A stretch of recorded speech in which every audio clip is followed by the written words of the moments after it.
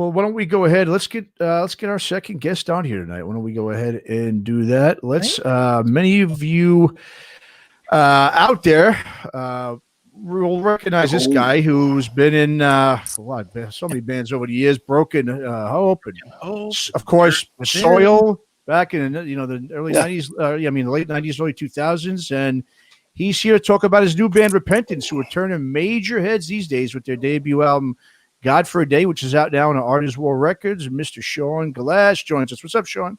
Hey guys, how you doing, man? I'm doing good, man. Thanks for having me on your show. It's always a pleasure to talk to new friends. So absolutely, man. Well, yeah, thanks. Yeah. And first off, just to get some of the so-called, I guess, negative stuff out of the way. And we talked about this at the beginning of the show. Is obviously we had the unfortunate passing of the guitar king himself, man, the great Eddie Van Halen. And I know just from seeing from your social media, man, you're obviously a major Eddie Van Halen fan. He was a big influence on you.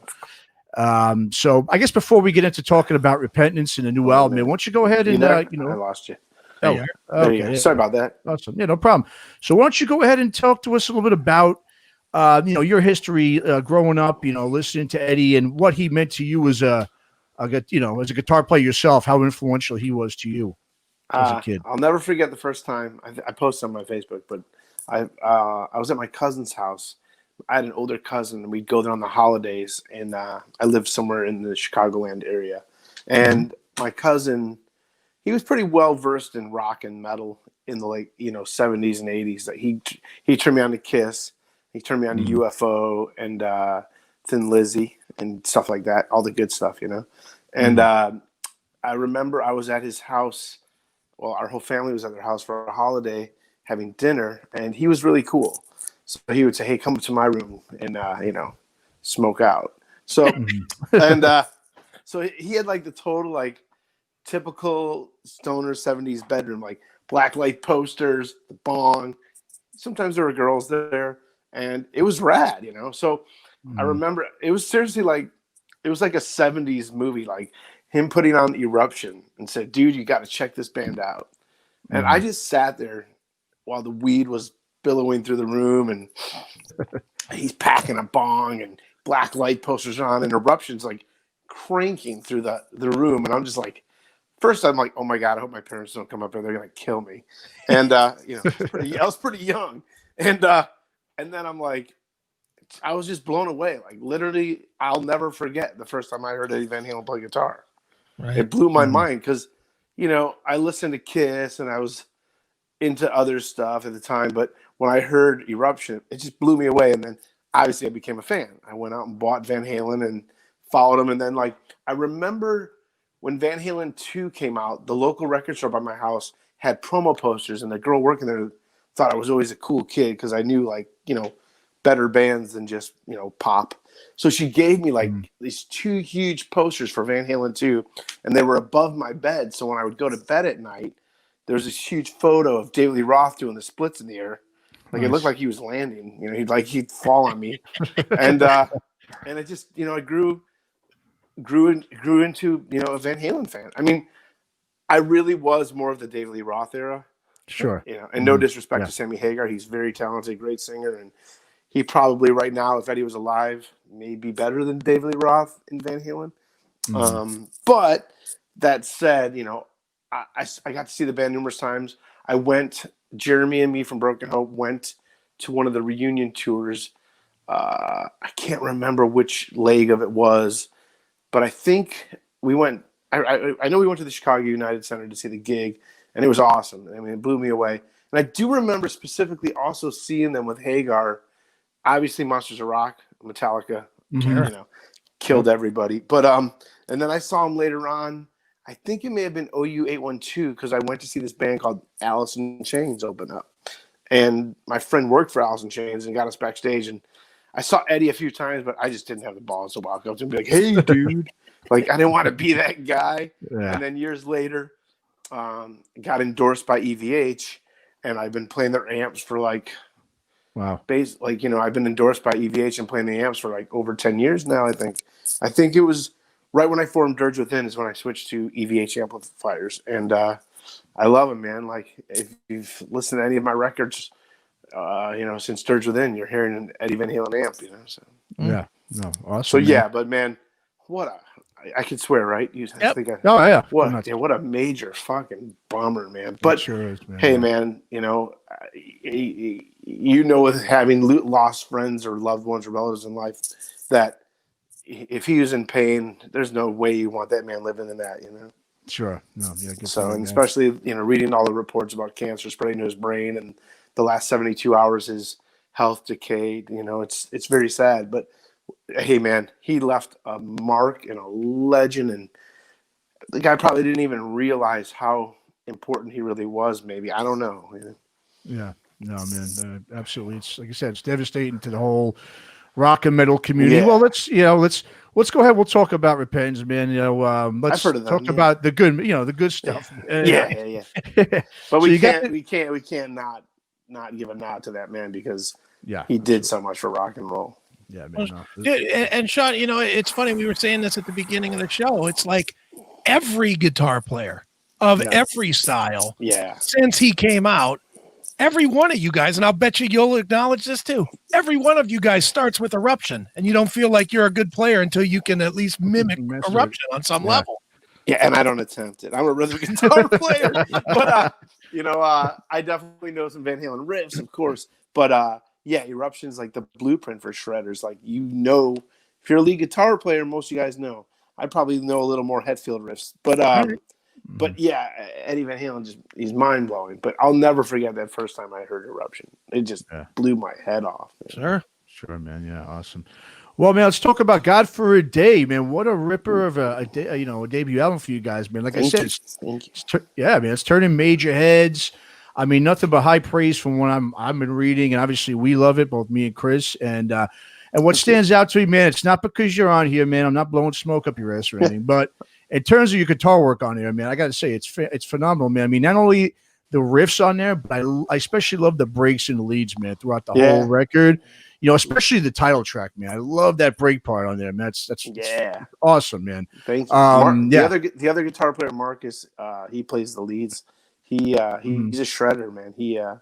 I met him through some mutual friends, and when I started putting this project together, I hate that word, but when I put this project together, his name was on a couple people's tongues and referred me to him. And he's a shredder. Like, me and him have a really good balance of, I'm the Malcolm, he's the Angus, or he's the Kirk, I'm the Hetfield, whatever. But it's a good combo platter. But he really, I feel that on this album, he very well gets to shine his ability in this band. I really truly feel that he really gets to stick out for a shredder. So, but God for a Day is probably one of my favorite songs as well. Thank you. Yeah, phenomenal, man. And but you just said something too interesting. So you said the big P word, project. I mean, I hate that word. I know, I hate it too. Is this a project, or is this going to be something that you guys are going to do long term? No, it's a band, man. Like, okay. I just a lot of people say that and then some of the guys in my band are in other stuff, but they're all dedicated to Repentance. So, but it's at first it started as me just wanting to write really heavy stuff. I was getting out of Dirge Within had like an ill-fated reunion quote, failed reunion, and I was like, I'm just gonna clean the slate and write new stuff, and really just don't have any boundaries, don't have any rules, just play what I want to play and not, succumb to anybody else's opinions, and I was just like, fuck it all. This is it. Right. Sure. Well, I mean, how does a long-term veteran musician like yourself, I mean, this is, like you said, this is a brand new band, which, when you're starting a brand new band these days, it's not like it used to be, right? I mean, it's really, to start a band from scratch, you got to have such patience and wherewithal to, just kind of really take it easy and let things slowly. I mean, things just don't happen overnight anymore. Obviously, when you start a new band, especially at your age, you've been doing this, like I said, for decades. So, I mean, how difficult is it really to start sort of over again with a brand new band with all new musicians and really, try to take it to that next level at this point in your career? I mean, of course, there's a few leaps, with the way the industry is, and we're in the middle of a pandemic, so we can't really play a tour right now. But Right. you know, we had the album done. I didn't want to sit on it. I thought that you know, I wasn't in fear of, you know, us as a band being sick of the album by the time it came out in a year from now or whatever. But you know, there's always hurdles. But you know, I kind of look at it, and no disrespect to like some of the hair bands, you know, but you know, like Warrant and Skid Row, or I don't even know. I'm not really well versed too much in that genre, but a lot of those bands had so many lineup changes and singers and this guy, and you know, I just read Quiet Riot is going to try to continue with no members, but like I didn't want to be that band, you know, or even like when Ryan quit the music industry, aka joined Drowning Pool, I always felt that it was like. I always felt it was kind of, you know, should we still call it Soil? But we were like, you know, the four of us were like, yeah, and we worked so hard to build a brand and toured from, you know, basically 1997 till 2000, you know, 4 when he left us or whatever. But I always felt like it'd be better to refresh and start, because I didn't want to be that band, you know, and no disrespect to them, you know, how they want to run their biz, but I didn't want to be that band that's, oh yeah, that's Shaun's band, Dirge Within, and they're on their 8th singer and they're on their 5th bass players. Like, it kind of loses the magic. And I still feel that I have enough creativity in my blood to keep going and write. I'm not at the point yet where I feel that I'm not, you know, I'm out of rocket fuel, you know? Right. I still got it in the tank, man. So nice. So you got to keep burning it. Got to keep. Yeah. You know, I mean, I don't know if guys like Ron Wood and Jagger still got it, but you know, I'm not there yet. Well, you know what? When you have $1 billion in the bank, you can rest on your laurels. How's that? Yeah, I'm sure it's a lot different when you're completely financially uber comfortable. When your kids are financially set, then you can relax.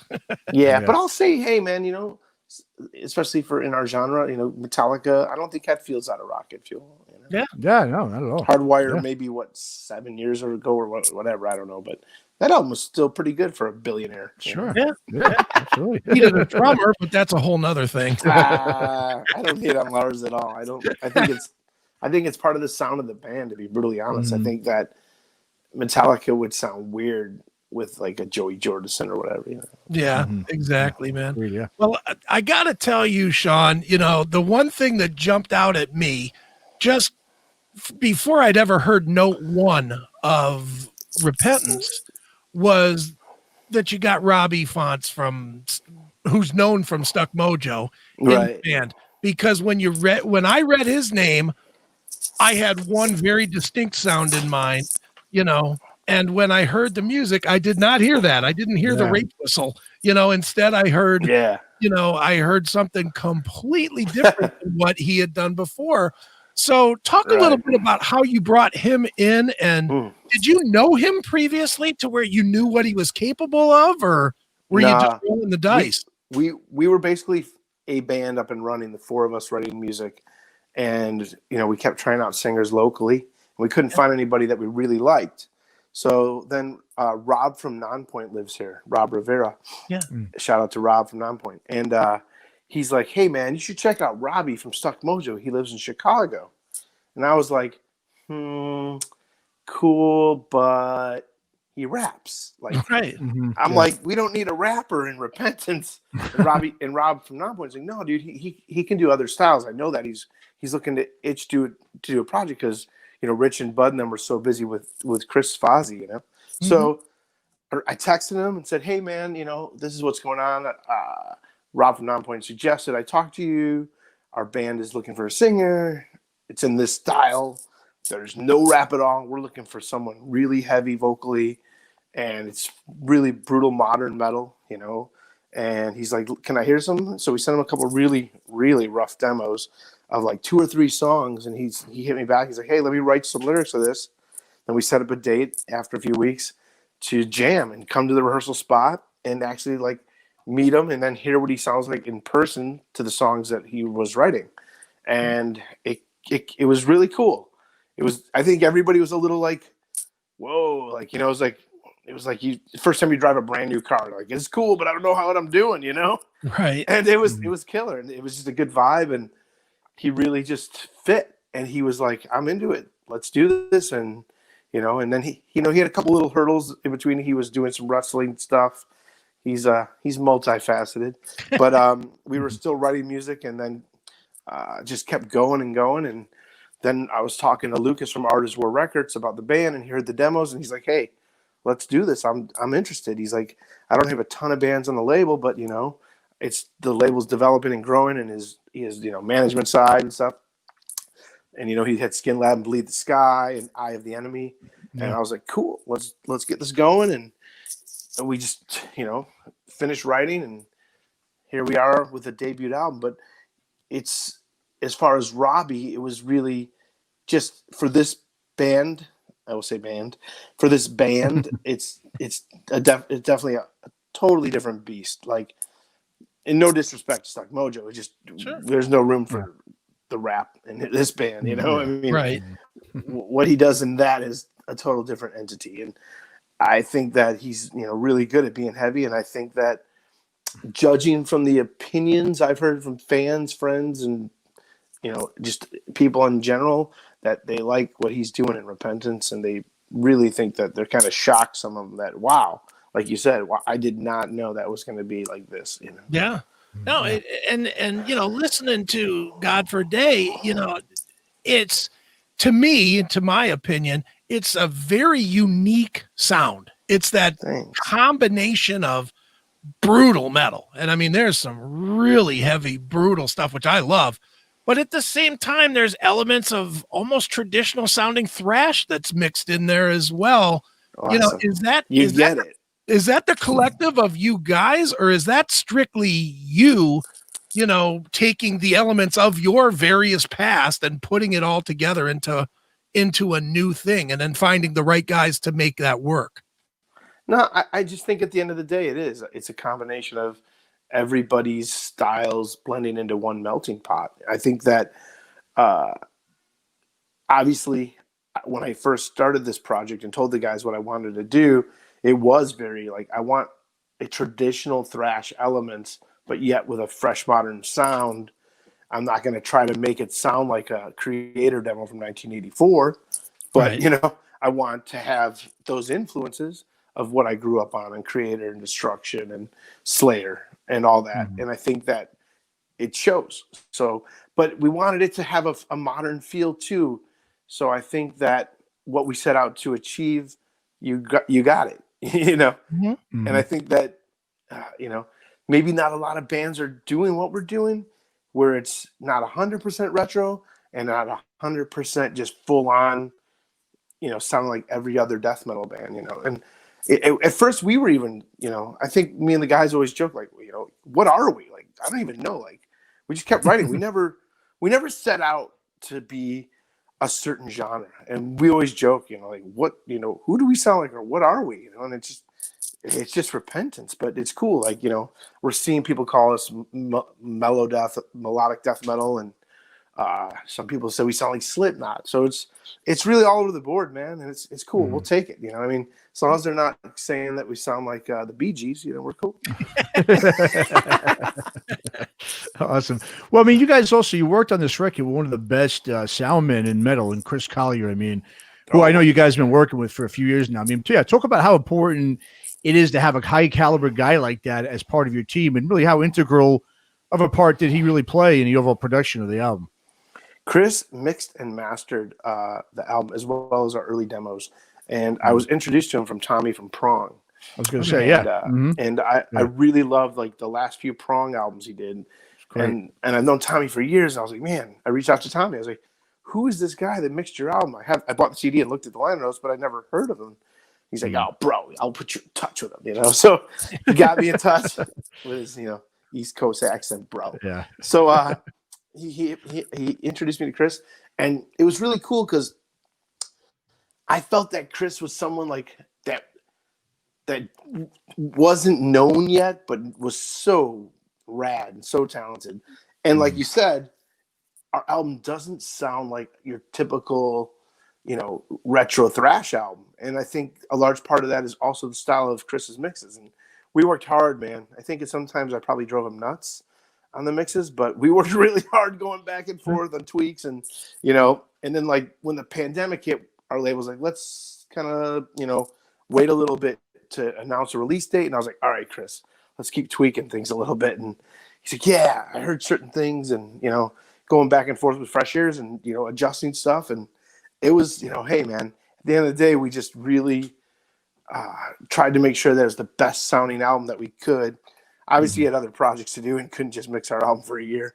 And we didn't have that kind of budget, but Chris did a great job. And, he's done so much stuff since then. Whitesnake, he works with Korn, KXM, I think is right. The George Lynch and Ray Lazier band. Yep. He works with them, and that's pretty cool. Those guys are legends, especially Ray Lazier, man. What a drummer! Oh yeah, phenomenal. That guy's a beast and a sweetheart. But so it was really cool, and I do think maybe a large part of that modern, fresh sound that Chris helps put a spin on it, on the mix of the Repentance album, is also him. Making sure that it does sound current and really good separation. That's one thing I really want to like. I'm real picky about low end, man. Like I love bass in a mix, but like certain albums, I hate when the bass is so freaking loud that it just steps on a mix, and you're like, I can't even hear the kick drum because the bass guitar is so loud, or I can't hear the vocals because the bass guitar is so loud. And I didn't want to injustice for all it, but, like that's the polar opposite of what I like. But so finding that fine balance of the eternal car test, I guess I call it. Then going back with, my earbuds, and then going into my wife's truck, which I call the Average Joe sound system, and dude, I was, triple dipping listening to mixes. And there's a point finally where I was like, I can't listen to this anymore because I'm going to just fucking hate this record. And I didn't, like when it was finally said and done and sent to the label, like till physical CDs came from the record company, I did not listen to the record. I was so tempted to sometimes, but I'm like, if I listen to the record anymore, I'm going to drive myself fucking nuts, Right. So it's cool, like getting in my car now and going to Spotify, getting paid 12 cents to listen to it for a week. But, but putting that in my car and listening to a song with Fresh Ears, I'm like, yeah, it's good. Whew, Dude, was it easy or hard to let Chris do his thing? And to trust him, because this, I know as well as you do, it doesn't matter if it's Mutt Lange and they've got the resume that everything they touch turns to gold. It's still your vision. It's still your thing. And every musician I've ever talked to tells me how incredibly hard it is to let it go and let the guy that is a specialist do his thing to your work.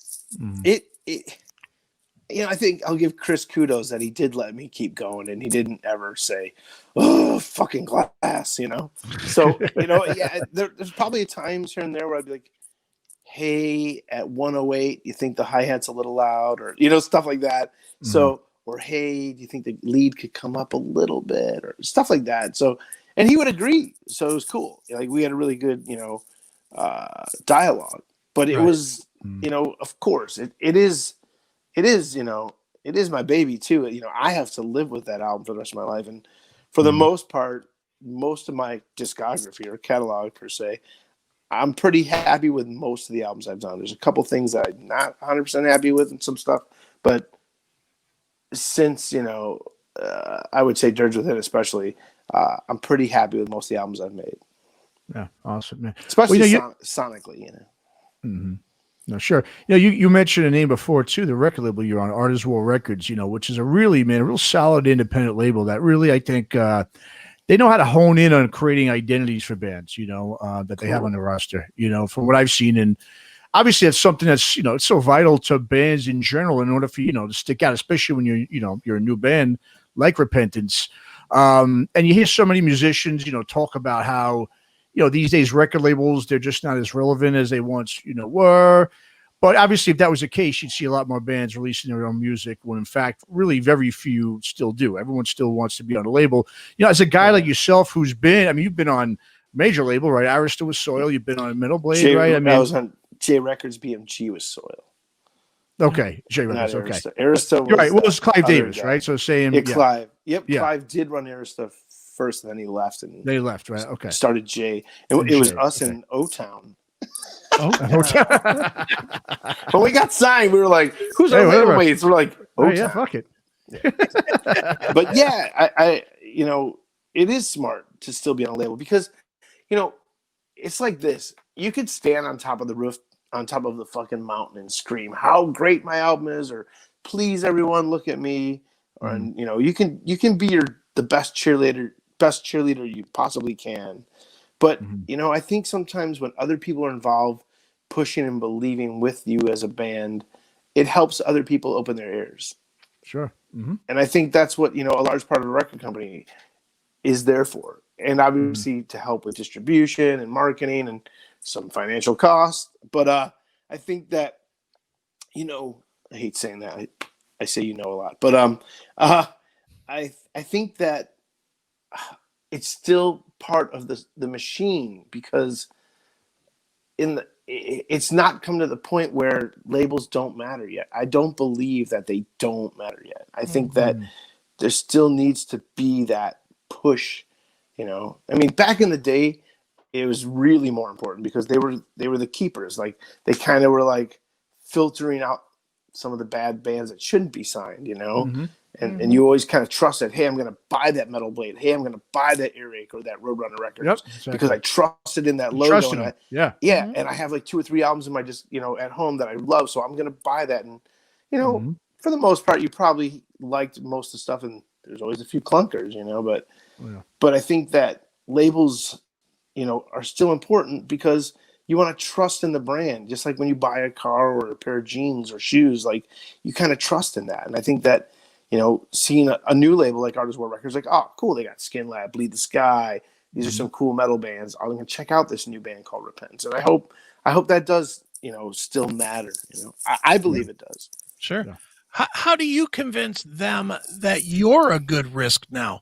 Because, I mean, you're one of these guys, you know, when you've had obviously several bands that you've been in, they've all been on a label. And, you know, you know as well as I do, you know 100 musicians that would kill to get any label deal. And yet you've always been able to find that label deal. What is it about you? Because, and don't take this the wrong way, it's not the talent, because there's a million guys that have a ton of talent. Of course. There's always something else. And since you're the centerpiece of it with at least 4 bands, it's got to be you're not difficult to work with, or you show up for your interviews, or you're not a dick, or it's got to be something other than the musical talent that people see in you, which convinces labels that you're a good risk with them.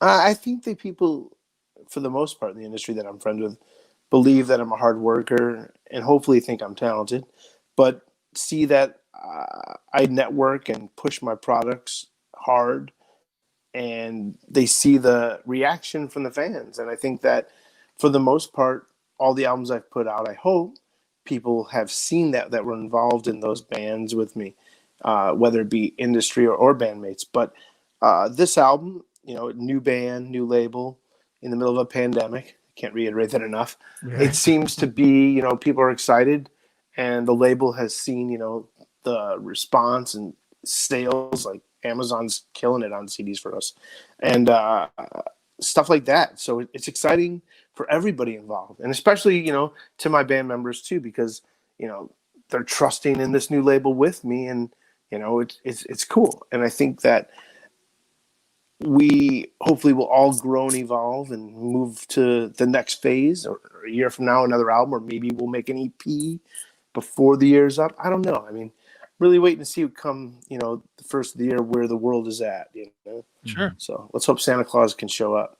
Yeah, no kidding. And dude, it certainly wouldn't be bad if they put, if nothing else, if we could just get a label tour with you guys, Skin Lab and Bleed the Sky. That would be a hell of a fucking show, dude. Yeah, I would go. So yeah, that would definitely be cool. I think something that could happen, you know. But, you know, and obviously all 3 bands are, you know, are friends. Sure. But you know, we just gotta wait it out and see. And I know we do have a Chicago show that's being announced in December, or very soon, and it'll be interesting. But all we can do is, you know, keep our fingers crossed, everybody, and stay healthy. And, you know, we want to play shows, and we want to, you know, spread the gospel of metal. No doubt, dude. Well, I'll tell you what, Shaun, tell people where they should check online to keep up with you and keep up with the band and get the record and all that good stuff. Just go to www.repentanceband.com. Okay. Every link is there. You can buy the album. You can look at cute pictures of us. You can, look at the beautiful artwork. You could look at every link you want to find us on our socials. But everything is on repentanceband.com, our Twitter, our Instagram, our Facebook. So everything is there for all y'all that are looking for your repentance fixins. Yep. And I will say this, if you message Shaun directly on Facebook, he does answer, because he's answered me several times as we've talked over the years. So awesome. Good stuff, man. Yeah. Hey, man.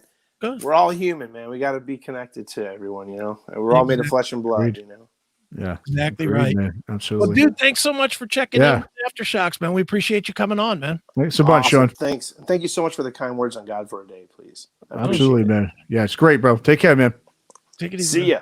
All right. Thanks for listening to Aftershocks. For more episodes, go to our website at www.aftershockspodcast.com. Visit us on our Facebook, Instagram, and Twitter pages for more news and information on the podcast. And be sure to subscribe, listen to, and review all episodes on YouTube, Spotify, Apple Podcasts, and all other podcast platforms. For your music listening pleasure, visit our website or go to www.shockwavesradio.com. For all comments and questions, please email us at info@aftershockspodcast.com.